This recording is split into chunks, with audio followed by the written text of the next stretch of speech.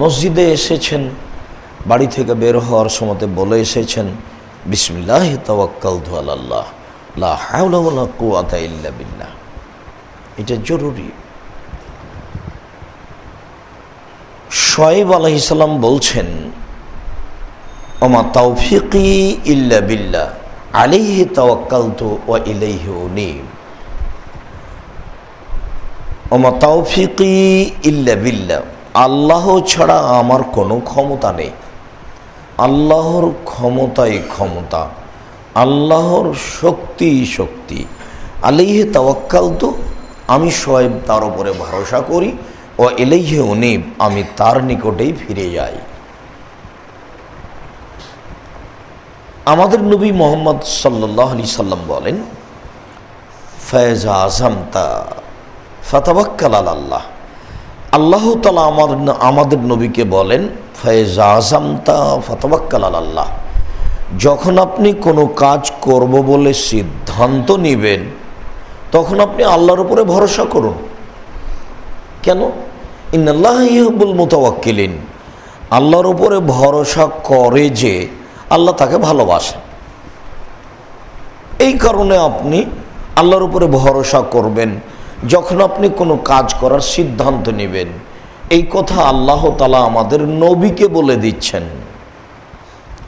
আমাদের নবীকে আরো বলে দিচ্ছেন, শোনেন, ওমান ইয়াতাওয়াক্কাল আলাল্লাহ ফাহুয়া হাসবুহু, যে মানুষ আল্লাহর উপরে ভরসা করে আল্লাহ তার জন্য যথেষ্ট। তার কি সমস্যা, তার কি অসুবিধা, তার চলা, তার জমি জায়গা, তার দোকানপাট, তার অর্থ সম্পদ, তার ব্যবসা বাণিজ্য, তার ছেলে মেয়ে, সবের জিম্মেদারি তখন আল্লাহ। শোনেন, ওমান ইয়াতাওয়াক্কাল আলাল্লাহ ফাহুয়া হাসবুহু, যে ব্যক্তি আল্লাহর উপরে ভরসা করেন আল্লাহ তার জন্য যথেষ্ট।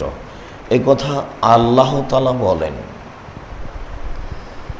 নবী রাসূলগণের কিছু আল্লাহ ভরসা আপনাকে দেখাই, এবং কিছু পরহেজগার মানুষেরও আল্লাহ ভরসা আপনাকে দেখাবো। খুব খেয়াল করে থাকবেন। তাহলে আগে আমরা কিছু সাধারণ পরহেজগার মানুষের আল্লাহ ভরসা দেখাই। একটু দেখেন তো, দুনিয়া থেকেই ফেরাউনের স্ত্রী বলছেন, ফেরাউনের স্ত্রী আসিয়া, ফেরাউনের স্ত্রী আসিয়া বলছেন, রব্বিবনি লি ইনদাকা বাইতান ফিল জান্নাহ, হে আমার প্রতিপালক, তুমি আমার জন্য তোমার নিকটে জান্নাতে একটা ঘর নির্মাণ করো। আদেশ, এইখান থেকে আদেশ করেন আল্লাহকে। জান্নাতে তো তার ঘর আছেই। রাসূল সাল্লাল্লাহু আলাইহি সাল্লাম বলেছেন, কামুল্লা মিনা রিজালি কাসীর ওয়ালাম ইয়াকমুল মিনান নিসা ইল্লা সালাসা। বহু মানুষ বড় বড় মর্যাদা লাভ করেছে, মানে বড় বড় জান্নাত পাবে, কিন্তু মহিলারা তেমন বড় জান্নাত পাবে না, মাত্র 3 জন। তার একজন হচ্ছেন ইমরাত ফেরাউন, ফেরাউনের স্ত্রী আসিয়া। তার একজন হচ্ছেন বিনত ইমরান, ইমরানের মেয়ে ঈসা আলাইহিস সালামের মা মারিয়াম। তার একজন হচ্ছেন ফাজলু আয়েশা আলা সাইরিন নিসায়ে কাফাজলিস সারিদি আলা সাইরি তমে। আয়েশার সম্মান পৃথিবীতে সকল মহিলার উপরে। সারিদ খাদ্য যেমন ভালো, সকল খাদ্যের উপরে। সারিদ কি? গোস্তের ঝোলে রুটি ভিজালে তাকে সারিদ বলা হয়। এটা আরবিরা পছন্দ করত। এখনও যে এদেশের মানুষ বাঙালি হওয়া সত্ত্বেও গোস্তের ঝোলে রুটি ভিজিয়ে খেতে ভালোবাসে না তা নয়। আর ঢাকার লোক হিসেবে আমরা নেহারি আলো ভালোবাসি। নেহারি সেটা যেটাই হোক, ভালো গে মন্দ, বিসমিল্লাহ আছে কি না আছে আল্লাহ ভালো জানে, রুচি আছে ভালো, তো সেটাও একটা গোস্ত জাতীয়, ভালো লাগে, মানুষ পছন্দ করে। আল্লাহর নবী বলছেন, পৃথিবীতে সকল মহিলার সম্মান সবার চেয়ে আয়েশার সম্মান। সকল মহিলার উপর আয়েশার সম্মান। পৃথিবীতে যত খাদ্য আছে, মানুষ যে খাদ্য খায় তার সবচেয়ে ভালো মানগত খাদ্য হলো সারিদ। সারিদ কি? গোস্তের ঝোলে রুটি ভিজিয়ে খাওয়াটা হলো সারিদ।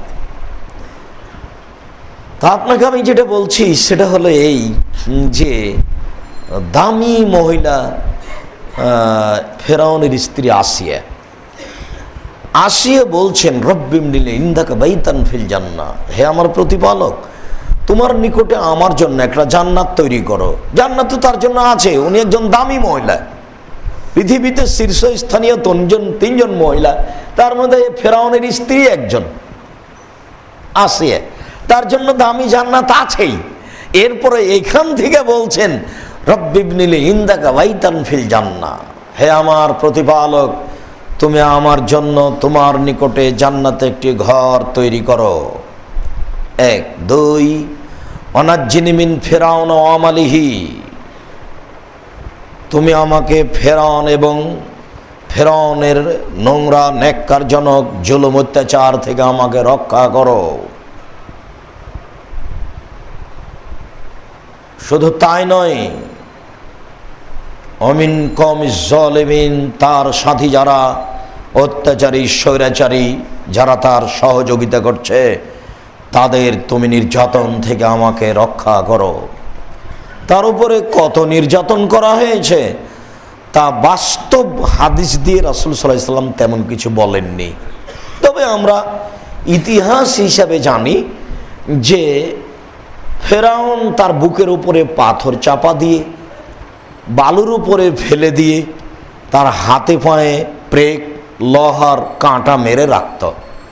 ফেরাউনকে এই কথা আল্লাহ বলেছেন, ও ফিরআউনা দিল আওতাদ আল্লাযীনা তাগাউ ফিল বিলাদ, লৌহ শলাকাদারি ফেরাউন, যেই ফেরাউন সদল বলে পৃথিবীর উপরে, জাতির উপরে, জনগণের উপরে সীমালঙ্ঘন করেছিল। ফাকসারু ফিহাল ফাসাদ, এই মাটিতে ফেরাউন তার সদল বল সহ বিপর্যয় সৃষ্টি করেছিল। পৃথিবীর ইতিহাসে এত বড় বদ মানুষ, এত বড় স্বৈরাচারী স্বেচ্ছাচারী মানুষ আর কখনো কিয়ামত পর্যন্ত জন্ম নেবে না বলে আল্লাহ তাআলা উল্লেখ করেন। তাহলে বর্তমানে সামাজিকভাবে বিভিন্ন জায়গাতে মানুষ মানুষের উপরে নির্যাতন করে থাকে, এটা একটা নির্যাতন। ফেরাউনের নির্যাতন ছিল মানুষের উপরে, যেভাবে আল্লাহ বলেছেন তাতে ফেরাউন যাকে শাস্তি দেব মনে করত তাকে গরম বালুতে চিৎ করে সইয়ে দিয়ে তার হাতে পায়ে কাঁটা মেরে রেখে দিত। এটা কেমন নির্যাতন তা আপনাকে আমি বাস্তব বুঝাতে অক্ষম, তবে আপনি তা বুঝতে পারছেন তা কেমন হতে পারে।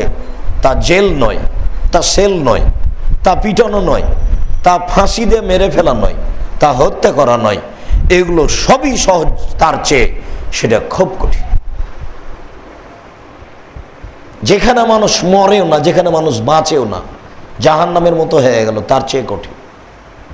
লৌহ শলাকাধারী ফেরাউন মানে যাকে শাস্তি দেওয়ার ইচ্ছা করত তাকে বালুর উপরে ফেলে দিয়ে হাতে পায়ে কাঁটা মেরে রেখে দিত। এটা কি হতে পারে? এটা কেমন অত্যাচার হতে পারে? তাই আসিয়া বলছেন রব্বিবনিলি ইনদাকা বাইতান ফিল জান্নাহ ওয়ানাজ্জিনি মিন ফিরআউন আমালিহি, হে আমার প্রতিপালক, তুমি আমার জন্য তোমার নিকটে জান্নাতে একটি ঘর তৈরি করো। তুমি আমাকে ফেরাউন এবং তার নোংরা কর্ম, তার অত্যাচার, তার নির্যাতন থেকে আমাকে রক্ষা করো এবং তার স্বৈরাচারী স্বেচ্ছাচারী সহযোগী জনগণের অত্যাচার থেকে আমাকে রক্ষা করো। এই আদেশ আসিয়া দুনিয়া থেকে আল্লাহকে করেন। তার আল্লাহ ভরসা কত বেশি হতে পারে? সে নিশ্চিত বিশ্বাসী আমার জন্য জান্নাতে ঘর তৈরি হয়ে গেছে, যার ইতিহাস কোরআন হাদিস সাক্ষ্য প্রমাণ করে। ইনি একজন নবী নন, রাসূল নন, সাধারণ মানুষ, পরহেজগার মানুষ। আর একজন পরহেজগার মানুষ, মহিলা মানুষের কথা বলি আপনাকে। যখন জিবরাইল মারিয়ামের গোসলখানায় প্রবেশ করলো, প্রবেশ করে বলছে, আমি তোমার নিকটে একটি সংবাদ নিয়ে এসেছি, আনা রাসূল রব্বিক, আমি তোমার প্রতিপালকের পক্ষ থেকে কথাবাহক। যখন তিনি ঢোকেছেন, ঢোকার সাথে সাথে মারিয়াম বলছেন, ইন্নী আউযু বির-রাহমান মিনকা ইন কুনতা তাকিয়া, কে তুমি? তুমি আমার এই ঘরে প্রবেশ করেছ, তুমি যদি পরহেজগার মানুষ হও তাহলে আমি তোমার থেকে রহমানের কাছে সাহায্য চাচ্ছি। তুমি আমার গায়ে হাত দিবা না, তুমি আমার প্রতি নির্যাতন করো না। তুমি কে? তুমি আমার এই ঘরে ঢুকলে পুরুষ মানুষ, সেই ঘরে স্বাভাবিকভাবে কেউ যেতে পারবে না।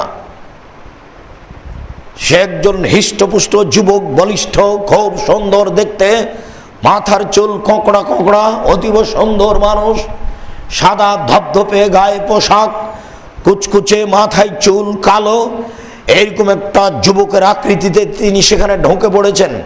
তিনি বলছেন, ইন্নী আউযু বির-রাহমান মিনকা ইন কুনতা তাকিয়া, আমি তোমার থেকে বাঁচতে চাচ্ছি রহমানের কাছে।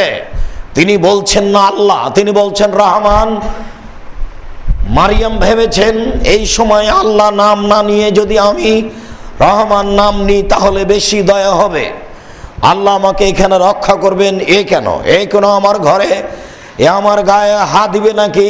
নিজেকে রক্ষার জন্য তিনি এই কথা বলছেন। পৃথিবীর ইতিহাসে পৌত পবিত্র মহিলা, যার সাক্ষ্য আল্লাহ তাআলা নিজেই কোরআন মাজিদে পেশ করেছেন। তিনি বলছেন, কে তুমি? আমি রহমানের নিকটে সাহায্য চাচ্ছি তোমার থেকে বাঁচার জন্য।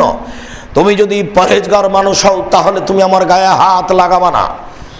তখন আগন্তুক বলছেন, জি না, আনা রাসূল রাব্বিক, আমি আপনার প্রতিপালকের পক্ষ থেকে একজন কথাবাহক এসেছি। আমি আপনার একটি সন্তান হবে তার সুসংবাদ দিতে এসেছি। তখন মারিয়াম বলছেন, বলেন কি? আন্নালি গোলাম, আমার সন্তান কি করে হতে পারে? লাম ইয়ামসাসনি বাশারুন ওয়ালাম আকু বাকিয়া, আমার বিবাহ হয়নি, আমি জেনাকারী মহিলাও নই, আমি জেনাকারিনী মহিলা নই, আমার বিবাহ হয়নি। সন্তান প্রসব হওয়ার মাত্র দুইটি পথ, একটি বিবাহ হতে হবে, আর না হয় অবৈধ পথ অবলম্বন করতে হবে। আমার বিবাহ হয়নি, আমি জেনাকারিনীও নই, আমার সন্তান কি করে হতে পারে? তখন আগন্তুক দূত বলছেন, একুল রব্বুক, আপনার প্রতিপালক বলেন, হো আলাইয়া হাইয়েন, বাপ ছাড়াই সন্তান তৈরি করা কাজ আমার কাছে একেবারেই সহজ, এটা আমার কাছে ভারী নয়। আরে বাপ মা ছাড়াই আমি মানুষ সৃষ্টি করতে পারি, বাপ মা ছাড়াই পারি। এ তো ঈশাকে তৈরি করব বাপ ছাড়া, মা দিয়ে। আরে বাপও নাই মাও নাই তবুও আমি পারি। তাই তো আদমের বাপও নেই, আদমের মাও নেই, তো বাপ মা ছাড়াই যদি পারি তো বাপ ছাড়া পারি না, কোনো ব্যাপারই নয়, এটা স্বাভাবিক ব্যাপার। কথা যা হওয়ার তাই হইল। তিনি ওখান থেকে যাওয়ার পরে আঁচ করলেন, আমি গর্ভবতী। তখন তিনি বলতে লাগলেন, কুনতু নাসিয়া মানসিয়া, আহারে আমি হারিয়ে যেতাম, কেউ আমাকে না জানতো যে মারিয়াম একজন মহিলা, আমি কি দিয়ে বুঝাবো সন্তান জাতিকে? যখন সন্তান প্রসবের সময় চলে আসলো, জনগণ আমাকে বলতে লাগলো, ছি ছি ছি ছি ছি ছি ছি, তোমার বাপ তো ভালো মানুষ, এত খারাপ মানুষ ছিল না। তোমার মা তো ভালো মানুষ, ব্যভিচারিণী মহিলা ছিল না। ছি ছি, তুমি কেমন মহিলা? কুনতে, তুমি নিয়ে এসেছ শাইয়ান ফারিয়া, খুব একটা জঘন্য কিছু। ছি ছি ছি ছি ছি, তুমি সন্তান নিয়ে এসেছ? কার সন্তান? এ কি কথা? তখন তিনি মুখ বন্ধ করে বাচ্চার দিকে ইশারা করে বলছেন, কথা আমি বলবো না, বাচ্চা বলবে। দুধের বাচ্চা কোলে বলছে, ইন্নী আব্দুল্লাহ, আমি আল্লাহর বান্দা, আমি আল্লাহর পক্ষ থেকে নবী। কথা বললে আমার সাথে বলেন কি বলতে চাচ্ছে। আল্লাহর উপরে ভরসা করে মারিয়াম বলছেন, মারিয়ামের ঘরে ঢুকেছেন তার খালু জাকারিয়া। কি খবর মারিয়াম, আম্মু, এসব খানাপানি কোথা থেকে এসেছে? এইটা অসময়ের ফল, কিভাবে আসলো শীতের দিনে ফজলি আম? তা তো হয় না, অসময়ের ফল কি করে আসলো? তখন উনি বলছেন, হাজা মিন ইন্দিল্লাহ, এগুলো আল্লাহর পক্ষ থেকে, আল্লাহ যাকে ইচ্ছা করেন তাকে হিসাব ছাড়াই রুজি দেন, আল্লাহ ভরসা। কি দিয়ে বুঝায় আপনাকে আমি? মারিয়ামের আল্লাহ ভরসা, আল্লাহর উপরে ভরসা করে জীবন কাটাচ্ছেন মারিয়াম।